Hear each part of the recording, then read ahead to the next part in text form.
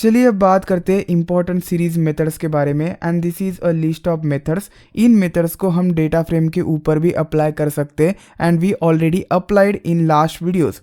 चलिए अब इन मेथड्स को अप्लाई करते हैं ऑन अ सीरीज। फर्स्ट मैंने पांडास को इंपोर्ट किया as pd read underscore csv method का यूज़ करके टाइटैनिक डेटा सेट को रीड किया, असाइन किया to the variable data. So data is a data frame. मैं डेटा डॉट हेड करता हूँ, हेड इज़ अ मेथड। इससे हमें ओवरव्यू मिलेगा डेटा फ्रेम का। First 5 records. Consider fair column. अब सभी फेयर वैल्यूज़ को मुझे सम अप करना है। पहले मुझे इस कॉलम को एक्सेस करना पड़ेगा। एक्सेस करने के 2 तरीके, डॉट नोटेशन और square bracket. So data square bracket का मैं यूज़ करता हूँ। Data is the data frame, square bracket and then mention the column name as a form of string. Fare is the column name. Shift enter and return में मुझे एक series मिल गया। So this is a series. इस series में जितनी भी values हैं उनका मुझे सम करना है। So series object, this represent series object, then dot notation and method को कॉल कीजिए। सम मेथड को मैंने कॉल दिया। Shift enter and this is the sum of all fare values present in the data frame. Similarly आप mean and max values भी find कर सकते हैं। Instead of sum I will call mean method. Shift enter. So मुझे minimum value मिल गया from the fare column. मैं data को यहाँ पे एक्सेस कर लेता हूँ। You can see fare column. And अब मुझे मैक्स वैल्यू चाहिए। I will call max method. Shift enter. मुझे मैक्स वैल्यू मिल गया 512.3292 is the max value present in the fare column. Suppose मुझे मैक्सिमम एज चाहिए। I will access the age column. So data of age, इससे मुझे मिल गया series. Series के ऊपर लगाना है max method. Shift enter and 80 is the maximum age present in this data frame. अगर आपको मीन फाइंड करना है, you can find also by using mean method. मुझे मीन मिल जाएगा। So average age is 29.69। Suppose मैं मीडियन फाइंड करता हूँ।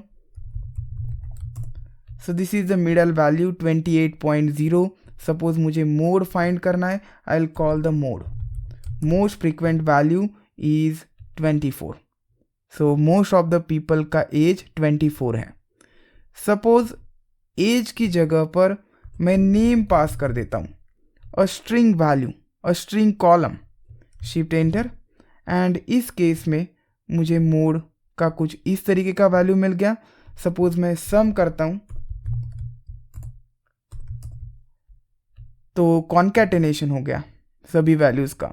सो generally sum, mean, max, mean, median, mode, इन मेथड्स का यूज़ न्यूमेरिक कॉलम्स के ऊपर ही किया जाता है। जब आप स्ट्रिंग कॉलम्स के ऊपर अप्लाई करेंगे तो आपको अनएक्सपेक्टेड आउटपुट देखने को मिलेगा। ये अनएक्सपेक्टेड आउटपुट नहीं है, यहाँ पे सब कॉन्कैटिनेशन हो रहा है। सपोज मैं मीन लगाता हूँ, इस केस में मुझे स्ट्रिंग मिल गया। सपोज मैं मैक्स लगाता हूँ तो इस केस में मुझे स्ट्रिंग मिल गया। सो अल्फ़ाबेटिकली मुझे मीन एंड मैक्स का वैल्यू मिल गया। सो मैक्स के लिए v मिल गया। सपोज मैं मीन लगाता हूँ तो मुझे a मिल गया। सो अल्फ़ाबेटिकली ये वर्क करता है, बट जनरली न्यूमेरिक कॉलम्स के ऊपर ही इन मेथड्स को अप्लाई किया जाता है। अब बात करते हैं हेड एंड टेल के बारे में। अगर आप डेटा फ्रेम के ऊपर अप्लाई करते हैं तो आपको फर्स्ट 5 एंड लास्ट 5 रिकॉर्ड्स देखने को मिलेंगे for head and tail methods. Series के ऊपर भी सेम है। सपोज मैं एक सीरीज़ बनाता हूँ from the column present in the data frame, data of name.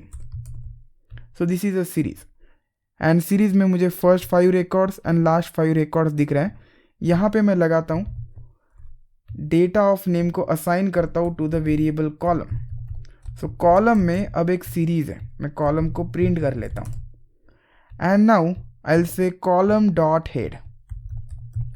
Column is the series, dot notation से हेड को कॉल दिया and you can C first 5 records. अगर मैं टेल को कॉल करता हूँ I will get last 5 records. Suppose मैं number specify करता हूँ 10 तो लास्ट 10 रिकॉर्ड्स। सपोज मुझे फर्स्ट 10 रिकॉर्ड्स चाहिए, head of 10। So first 10 records here. By default head and tell की जो काउंट वैल्यू होती है वो 5 होती है। सो इस तरीके से आप हेड एंड टेल का यूज़ कर सकते हैं ऑन अ सीरीज़। चलिए अब बात करते हैं सब्सक्राइब एंड इन्फो के बारे में। सपोज मुझे इन्फॉर्मेशन चाहिए about series, column is the series, मैं कॉलम डॉट इन्फो कर देता हूँ एंड मुझे इतना सारा इन्फॉर्मेशन मिल गया।